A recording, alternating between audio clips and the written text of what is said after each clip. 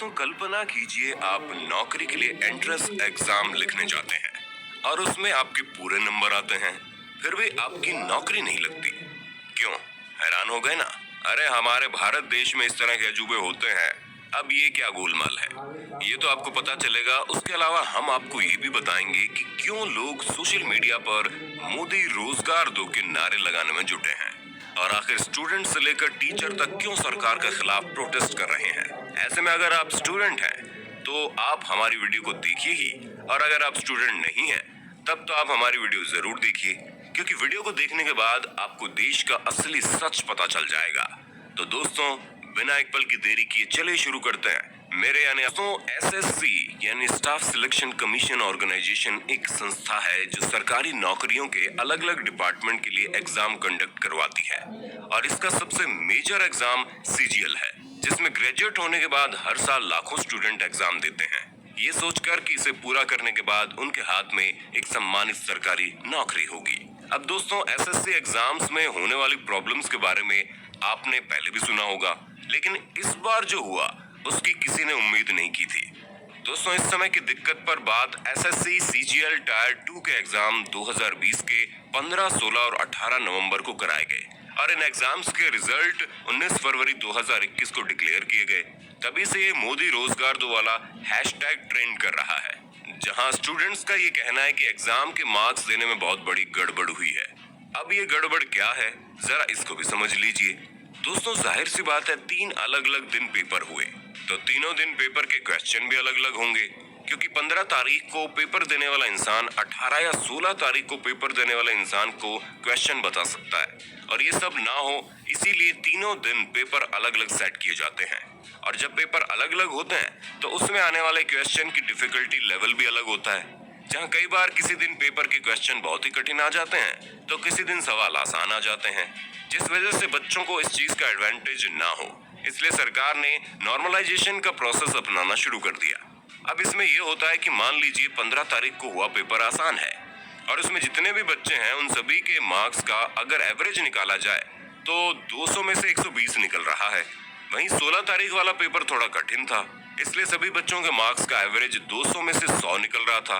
यही कारण है कि सरल क्वेश्चन पेपर हल करने वाले बच्चों के मार्क्स से 10 नंबर घटा दिया जाता है, और कठिन पेपर हल करने वाले बच्चों के मार्क्स में 10 नंबर जोड़कर उनके मार्क्स सेट किए जाते हैं।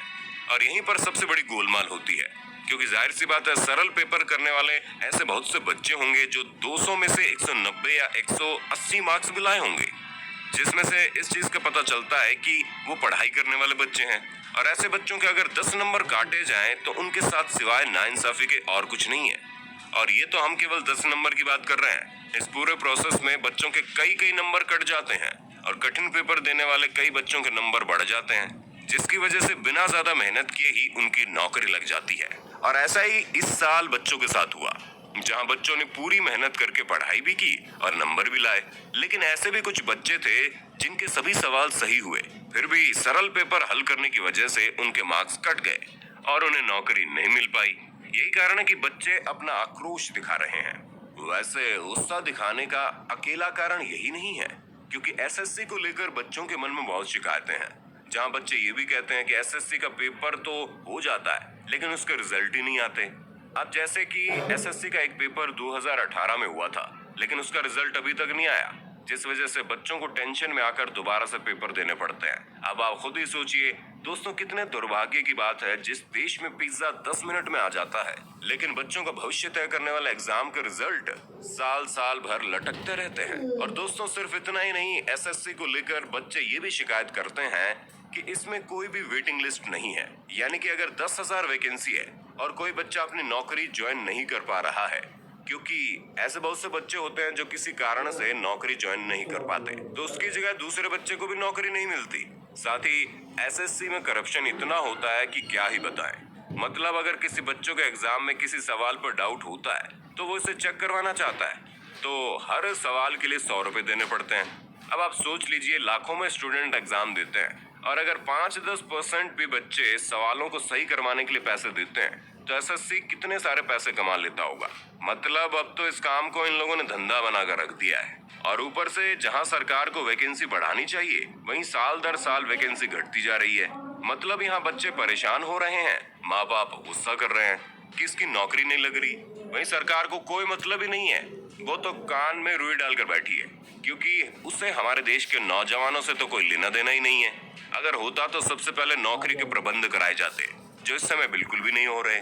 इसलिए दोस्तों, अगर देश को सुधारना है और बेरोजगारी जैसी बड़ी समस्या को पूरी तरह से हटाना है, तो इन चीजों के खिलाफ हमें खड़ा होना ही पड़ेगा। और अगर जनता सरकार पर प्रेशर नहीं डालेगी तो सरकार वाकई में कुछ नहीं करेगी, क्योंकि अगर सरकार इतनी अच्छी होती तो स्टूडेंट्स और टीचर्स को सड़कों पर उतरना ना पड़ता। बाकी आपका इस विषय पर क्या कहना है हमें कमेंट करके बताइए, और इसी तरह की इंटरेस्टिंग वीडियोस को